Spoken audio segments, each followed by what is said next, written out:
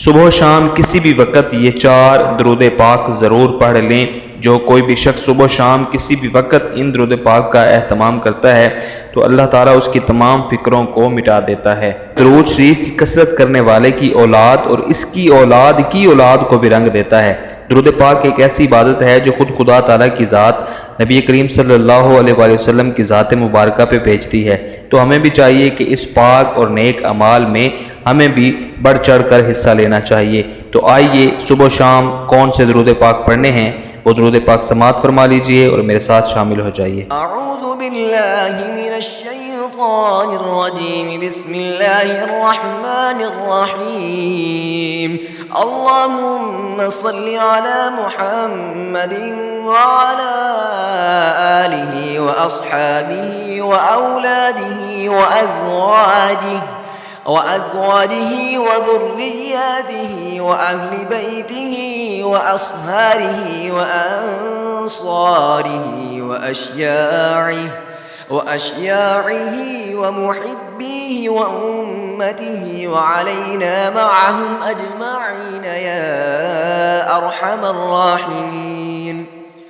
اللهم صل على سيدنا محمد الفاتح لما أغلق والخاتم لما سبق ناصر الحق بالحق والهادي إلى صراطك المستقيم وعلى آله حق قدره ومقداره العظيم. اللهم صل على محمد وعلى آل محمد كما صليت على إبراهيم وعلى آل إبراهيم إنك حميد مجيد. اللهم بارك على محمد وعلى آل محمد كما باركت على إبراهيم وعلى آل إبراهيم إنك حميد مجيد.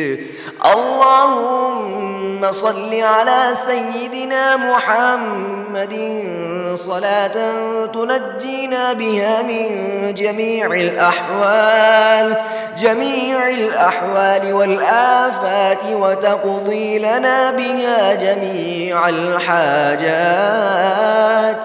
جميع الحاجات وتطهرنا بها من جميع السيئات وترفعنا بها عندك أعلى